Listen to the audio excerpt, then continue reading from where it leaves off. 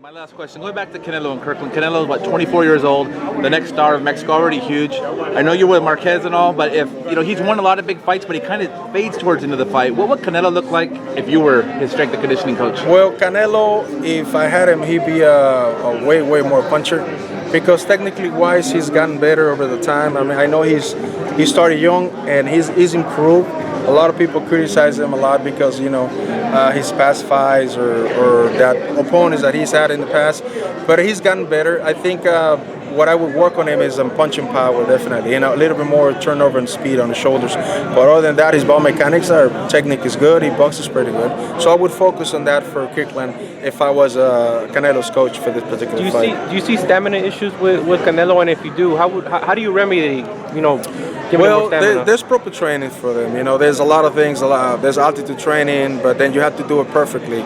If you do it too early or you leave too soon, then it changes. I mean, you have to know the body of the athlete. You have to sit down. You have to You have to do a planifications by the starting training camp onto the day of the fight. So you got to see what are the pros and what are the minor issues with a boxer. Some boxers might be very quick, but they fatigue very quick. So you have to, for example, Pascal is a boxer who goes very quick, but he fatigues quick at the time before I started work with him. Now, I keep his explosiveness, I maintain his body so he doesn't fatigue. So obviously you have to see what are the pros and against. So do you design your own programs, then, or do you get them from other different sources? How do you design? Is it from your own experience? I design my own programs. Every athlete is different. Like I said, some guys are fast, some guys are slow, some guys are explosive, some guys are very explosive. So you got to know who you're gonna fight against, how many weeks you have apart. If you have 8 weeks, if you have 16 weeks, if you have 4 weeks, then you got to break it down into. You have to do a planification by, of course, strength conditioning. You cannot just focus on endurance all the time. You got to develop power. You got to develop reaction. You got to develop explosiveness. It's different areas. Sometimes when you have 4 weeks, when I had Jesse Vargas, we only got 4 weeks. What did I have to do then? I had to just go straight into endurance and keep him durable and keep him just a little bit quicker. I couldn't really go into punching power, but now it's different. When he fights, we're gonna have 12 weeks, so you're gonna see a new Jesse Vargas going more explosive, more quicker. So it's gonna be very interesting. Out of the fighters that you've worked with, who kind of impressed you the most? Like, wow, this guy's strong. You almost didn't even have to do anything because they're already kind of at a top level. Has to be Pascal and Marquez. One, because Pascal's a young guy. You can kill him every day in practice. That guy doesn't take a nap. He's always texting. He's always happy. He's always enjoying the punishment. Marquez, on the other hand, he takes care of his body, obviously because of his age.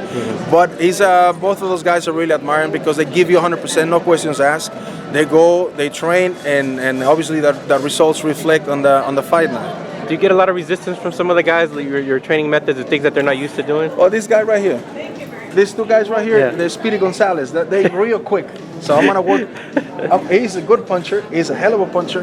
But now I gotta work on endurance for those guys because they're just very quick. But we just gotta make sure that they give you round 1 to 12 rounds and give you the same estimate. Like right now, for example, Maris I've never fought. Yeah. He looked to me out of shape. I mean, maybe in my opinion.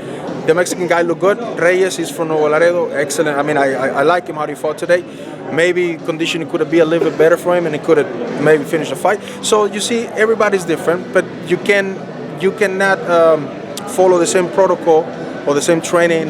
If I do with him, I'm gonna do the same thing with Wilfredo Vasquez. Yeah. No, everybody's different. Everybody has like I said, differences of speed, differences of power, and sometimes, like I said, if you got long training sessions or long planifications, you gotta break it down into stages. Develop, focus on what you need to have for this guy to do. If you want more speed, focusing on that without discompensating the other areas.